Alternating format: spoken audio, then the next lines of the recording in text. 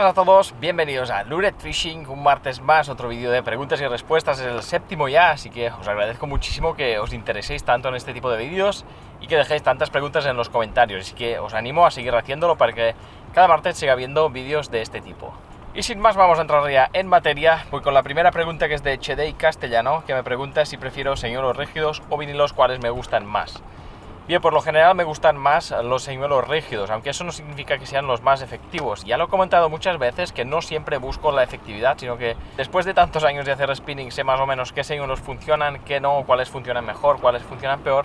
Pues muchas veces lo que busco es encontrar cosas nuevas y pescar con cosas diferentes. Si algo sé que funciona muy bien, pues llega un punto que ya ni siquiera me apetece usarlo porque ya sé que funciona y por lo tanto pierdo el interés en ese señuelo. Los vinilos funcionan muy bien, pero en general me gusta más pescar con los rígidos por lo que es básicamente la acción de pesca más que nada. Aunque pescar con los vinilos sin plomar también la verdad es que me gusta mucho, lo disfruto mucho por ser una pesca bastante ligera, pero por ejemplo pescar con vinilos plomados probablemente son de los señuelos con los que menos me gusta pescar. Eso no significa que no me guste pescar con esos señuelos, de hecho tenéis muchos vídeos en el canal en los que pesco con esos señuelos, pero si puedo elegir, pues sin duda lo que más me gusta es pescar con paseantes de superficie, porque me entretiene mucho más todo el tiempo que estoy pescando y porque me gusta mucho más pescar en superficie.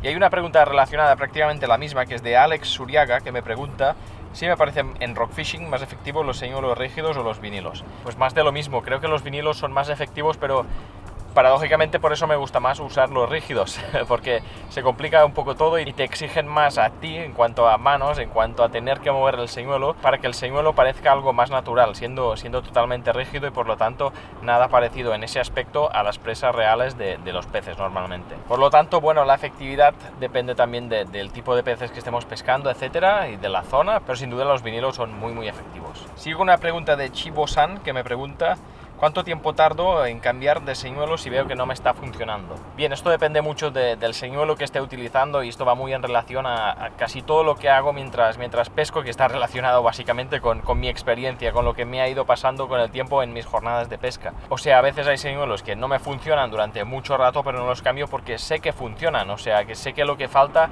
es solo encontrar el pez. En cambio, otros señuelos no estoy tan seguro de si funcionan porque a lo mejor hace menos tiempo que los tengo o no sé si en esas condiciones van a funcionar y por lo tanto muchas veces insisto menos y acabo utilizando señuelos en los cuales tengo más fe, en los cuales me inspiran más como digo, por mi experiencia, porque otras veces me han funcionado en situaciones similares. Por lo tanto, no hay un tiempo determinado ni muchísimo menos, sino que, como digo, casi todo lo que hago en la pesca lo hago un poco en función de la intuición, casi, y la intuición viene en relación a la experiencia. Eso sí, mi recomendación, si estás empezando en el spinning, es cambiar bastante el señuelo hasta encontrar qué es lo que te funciona y así poco a poco vas aprendiendo. Si estás utilizando un señuelo en concreto y no obtienes capturas y a la vez no tienes experiencia o no tienes mucha experiencia en el spinning, no vas a saber si es porque el señuelo no funciona, si es porque no lo estás moviendo bien, si es porque no hay peces, con lo cual es muy importante ir variando mucho de señuelo, al menos desde mi punto de vista, y también ir variando de recogida, velocidades de recogida, cadencia en los tirones que le das al señuelo, etcétera, etcétera. O sea,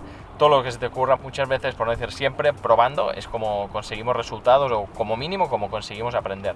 Me pasó a mí hace muchísimos años, yo empecé pescando espetones en el puerto y la recogida que funcionaba era una recogida muy lenta, con algún tirón, y bueno, yo siempre utilizaba esa recogida.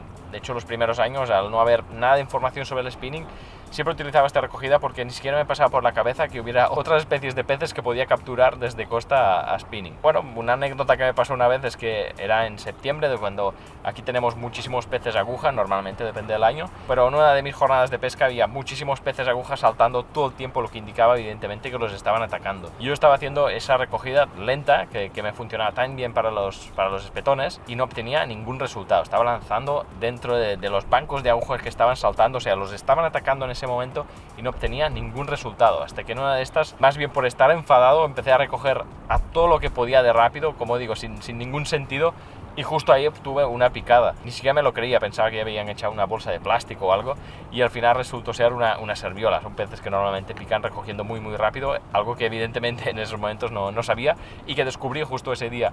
Volví a repetir lo mismo y saqué precisamente otra serviola. Estaba que ni me lo creía, pero sin duda probando cosas distintas es como se aprende y es como obtenemos resultados muchas veces. Cristian Alonso me pregunta qué hacer en caso de clavar un pez con un equipo que no es adecuado, o sea que el equipo es menos potente al pez que hemos clavado y por lo tanto qué podemos hacer para evitar un no line. Bien, si el pez nos está sacando hilo a tope sin parar y no podemos pararlo, lo único que podemos hacer para evitar el no-line es frenar, ya sea bien con el freno o con la mano, la bobina, ir frenando. No hace falta que frenemos de golpe, pero sí ir frenando hasta que parta el bajo. Eso es la mejor opción si el pez no lo vamos a poder frenar, si estamos seguros de que el pez no lo vamos a poder frenar. Eso es algo a veces difícil de saber porque no sabes si el pez al final se va a parar o no.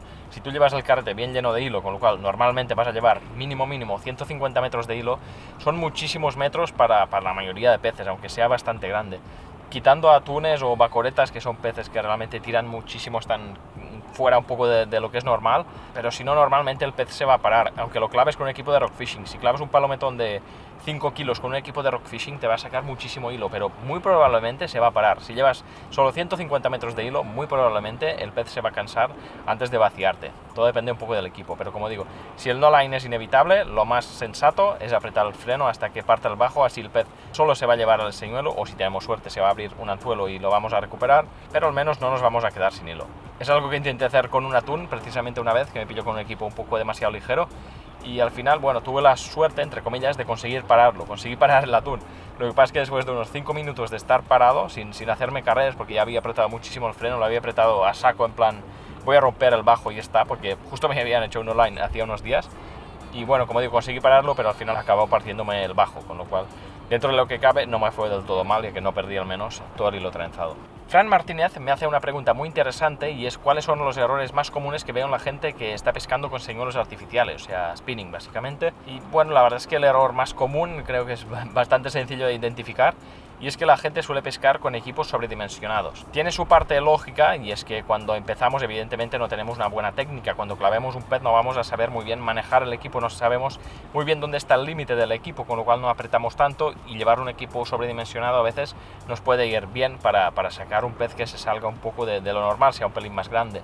Pero eso también nos quita muchas picadas, nos hace perder muchos peces por el hecho de que no llegan a picar, utilizando bajos demasiado gruesos, que se ven demasiado, y sobre todo utilizando, eso es el fallo más grande que veo, es utilizar trenzados demasiado gruesos. Utilizar un trenzado demasiado grueso nos quita muchísima distancia de lance, con lo cual perdemos metros y no llegamos a algunos peces. Por lo tanto, esto es seguramente el error más común que veo. Como digo, tiene su parte de lógica, pero la verdad es que los equipos aguantan muchísimo más de lo que podemos pensar. Os voy a poner por aquí arriba algunos vídeos que hay en el canal, en los cuales veis peces realmente mucho más grandes de lo que aparentemente podría el equipo, pero que acaban saliendo al fin y al cabo. O sea que si no son peces realmente exageradamente fuertes, acaban saliendo con equipos muy ligeros. Otros errores, algo que os comento mucho, no cambiar de señuelo. Pescar con señuelo es muy típico, es muy importante ir cambiando de señuelo. Por eso siempre recomiendo a los que están empezando comprar señuelos variados, distintos. O sea, comprar al menos un paseante, un popper, un minnow y un jig. Solo son 4 señuelos, pero tenéis muchísima variedad, podéis cubrir muchas capas de agua. No comprar 4 minnows porque los 4 van a hacer lo mismo, aunque sean de distintos colores, van a hacer lo mismo. Atacante 2 me pregunta qué puede hacer cuando se le encueva un pez o cuando un pez nos enroca. Bueno, me pone el ejemplo de un mero, un ejemplo muy bueno, ya que es un pez que se suele enrocar muy fácilmente. Y bueno, las opciones que tenemos, si no nos rompe en el momento que se encueva, porque normalmente en ese momento nos roza al bajo, lo mejor que podemos hacer es quitar tensión y esperar a que el pez se mueva y estar muy atentos. En el momento que se mueva, tirar todo lo fuerte que podamos, sin romper el hilo, claro. Pero esa es la única opción que tenemos. A mí no me va a funcionar muy bien lo de dejar el hilo en tensión, ya que el pez nota que hay algo raro y le cuesta más normalmente salir de la roca. No quiere decir que no funcione, pero yo prefiero dejar el hilo destensado completamente, que el pez no note nada raro dentro de lo que cabe, y en el momento que se mueva intentar tirar. Lo más importante en estos casos es prevenir, o sea, si estamos pescando por el fondo, si estamos buscando meros en concreto, tenemos que llevar el freno muy apretado, un equipo un poquito sobredimensionado para que si nos pica un pez de estos, poder remolcarlo rápidamente hacia nosotros, o lo más rápido posible hacia arriba para que no se encuentren las rocas al menos. Francisco González me comenta, porque bueno, es una pregunta, pero me comenta si ha mermado notoriamente la población de palometones en mi isla y si he recapturado alguno de los que he marcado. Bien, de momento yo no he recapturado ningún pez de los que he marcado, por desgracia. Ojalá recapture alguno. Sobre todo me haría especial ilusión un palometón o una lubina, pero no, de momento no he recapturado ninguno. En cuanto a los palometones, sí, ha mermado muchísimo el número de palometones que hay ahora mismo en relación a hace unos 5 o 6 años, cuando sin querer capturabas palometones, o sea, ibas a buscar otros peces, sobre todo pescando rock fishing, y te picaban palometones. Recuerdo un año, no sé si era 2012 creo, que capturé algo más de 20 palometones y casi ningún día había ido a buscarlos, era simplemente pescando rock fishing, probando distintos señuelos y te picaban si pescabas en las zonas propicias para ellos. Pero como digo, en los últimos años, si quieres capturar algún palometón aquí, tienes que ir a por ellos en las zonas que sabes que hay. Esto es complicado si empiezas a hacer spinning ahora. Mucha gente me lo comenta, cómo pescar palometones. La base del palometón es encontrarlo, más que luego hacerlo picar. Que también puede ser complicado normalmente hacerlo picar, pero sobre todo lo difícil es encontrarlo. Si el pez está por allí, probablemente lo vamos a ver. Como mínimo se va a interesar por los señuelos que utilicemos. Muchas veces sigue y no pica, pero bueno, al menos sabes que está ahí. A día de hoy, como digo, es muy difícil encontrarlos y se capturan muy pocos, y aquí no sé de mucha gente que esté capturando últimamente a spinning palometones. El año pasado tuve suerte y capturé, si no recuerdo mal, 5. Este año he capturado 2 y alguno más que se me ha escapado, pero como digo, está muy complicado el tema de los palometones. Es una lástima porque es seguramente mi pez preferido para pescar a spinning por la dificultad, sobre todo de encontrarlo, y luego la picada, si es en superficie, la verdad es que es una pasada. Aparte de que el pez me encanta estéticamente, es muy parecido a un GT, a un pez tropical, es un carángido típico, peces muy luchadores y como digo, muy divertidos de pescar, pero bueno, por desgracia cada vez hay menos, por eso es muy importante la captura y suelta de estos peces. Súper importante, peces que pueden llegar a los 2 metros y 50 kilos, o sea, ¿cuántos palometones habéis visto de este tamaño? Probablemente nunca ninguno, porque probablemente prácticamente ya no quedan, y es una lástima. Esto pasa con muchísimos peces, el tamaño máximo de la mayoría de peces está disminuyendo muchísimo debido a la sobrepesca. En el caso en concreto del palometón, gran parte de la culpa la tienen los pescadores deportivos entre comillas, porque bueno, es un pez que en general, al menos aquí en la isla, el pescador profesional no lo busca porque gastronómicamente prácticamente no tiene ningún valor. Por eso para mí es importantísimo el captura y suelta con esta especie, con todas, pero en particular con esta. Y de hecho, si un palometón se me tuviera que morir, o sea, si no lo pudiera soltar, desde luego prefiero no pescarlo, sin lugar a dudas. Peire en Murcia me comenta si creo que la pesca se puede ver afectada por el crecimiento del movimiento animalista. Bien, no sé hasta qué punto esta gente tiene poder, pero bueno, también entiendo su postura perfectamente. O sea, entiendo que no les guste que una afición o un deporte sea el hecho de torturar animales. Me parece totalmente lógico por su parte, me parece un pensamiento totalmente lógico que venga de alguien a quien no le gusta la pesca. Lo entiendo perfectamente, la verdad. No sé hasta qué punto puede afectar. Espero que no demasiado. Lo que sí que es una lástima es que haya zonas o países en los cuales se prohíba incluso el captura y suelta. Creo que es algo que no tiene ningún sentido. O sea, teóricamente se prohíbe para que no vayas a pescar solo para hacer sufrir los peces, cuando realmente, si te gusta la pesca, vas a ir igual a pescar. O sea, lo único que consiguen es que se maten más peces. O sea, no tiene ningún sentido desde mi punto de vista una ley como esta. Espero que nunca se aplique aquí en España en el mar, porque pues solo nos faltaría eso ya. O sea que, resumiendo, la verdad no lo sé, tampoco estoy muy informado del tema y no sé hasta qué punto puede afectar. Yo sí prohibiría la captura y suelta, por ejemplo, iría a pescar igual y soltaría los peces aunque fuera ilegal. Si hiciera falta, alegaría que se me ha resbalado de las manos simplemente. O sea que es algo que tampoco tendría mucho sentido. Voy con 2 preguntas sobre assist hook. Por una parte, de Jorge González, que me pregunta sobre la necesidad de montar assist hooks en los jigs de rock fishing. Y por otra parte, Pesca Mix, que me comenta si siempre lo pongo en la parte de la cabeza. Bien, la necesidad de usar assist hooks, bueno, necesidad no es que haya, pero sí que es recomendable si quieres enrocar menos jigs.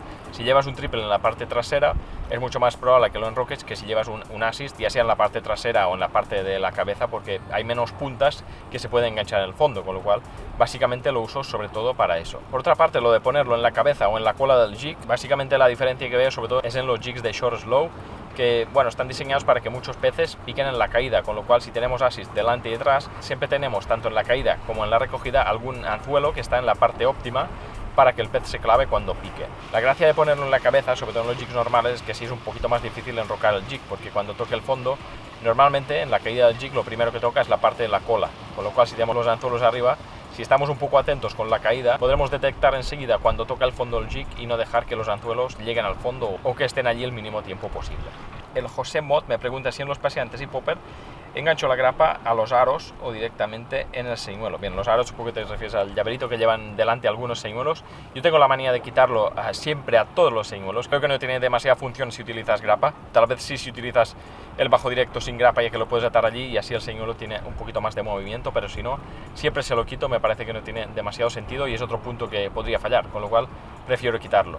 Por lo tanto, en ningún señuelo utilizo este tipo de anillas en la parte delantera, tanto si son poppers como paseantes, como minnows, etc. etcétera, etcétera. No lo uso nunca en ningún señuelo. Sebastián Villegas me pregunta sobre cómo desanzuelar los peces, ya que, bueno, de que yo tardo poco y él tarda bastante, me comenta. Bueno, la verdad es que no tiene ningún truco, ningún secreto. Simplemente creo que lo más importante es coger bien el pez de una forma adecuada para dañarlo lo mínimo posible, y esto puede variar un poco en función de la especie, y sobre todo quitar el anzuelo pues, en la dirección opuesta a la que se ha clavado, ni más ni menos. O sea, no tiene más secreto. Si nos ayudamos de unos alicates, evidentemente va a ser un proceso mucho más rápido y mucho menos peligroso para nuestras manos. Bueno, y acabo con una pregunta de Víctor Martí, que la verdad es que me ha hecho bastante gracia lo que comenta, porque me pregunta sobre cómo lo hago cuando subo o bajo rocas, escalando, cómo hago para transportar la caña, o sea, para subir y bajar con la caña. Y aquel me comenta que se le ha ocurrido lanzar el señuelo hacia arriba y luego recuperar la caña con el sedal, con el trenzado, con el hilo que esté usando. Bien, me ha hecho gracia porque la verdad es que me parece un poco de película esto. Yo lo que hago, en caso de que necesite las dos manos, es ir apoyando la caña. O sea, la voy apoyando todo lo arriba que puedo, subo, luego cojo la caña, la subo un poco más, etcétera, y así voy haciendo, tanto para subir como para bajar. Si puedo evitar dejarla mejor, pero si necesito las dos manos sí o sí, lo hago de esta forma que bueno, tampoco tiene ningún misterio, pero sin duda lo que no puedes hacer es ir lanzando el señuelo, porque vas a destrozar al trenzado sin lugar a dudas, y por supuesto también el señuelo. O sea que no me parece muy buena opción. Y nada más, hasta aquí el vídeo de hoy. Espero que os hayan parecido interesantes las respuestas de hoy. Como digo, os animo a dejar más comentarios, más preguntas en los comentarios de este vídeo. Hay gente que me deja preguntas a través de otras redes o en otros vídeos, etcétera. Yo os pediría que los dejéis aquí, porque yo cuando voy a elegir las preguntas me miro los comentarios que hay en el último vídeo de preguntas y respuestas. O sea que no me puedo acordar de todos los comentarios que me dejáis en otras redes, por lo tanto, dejádmelo aquí, porque desde aquí es de donde cojo las preguntas para el siguiente vídeo. Así que sin más, espero que si os ha gustado el vídeo lo compartáis en vuestras redes, que eso nos ayuda muchísimo, que os suscribáis al canal si aún no lo estáis, y sin más me despido. Hasta la próxima.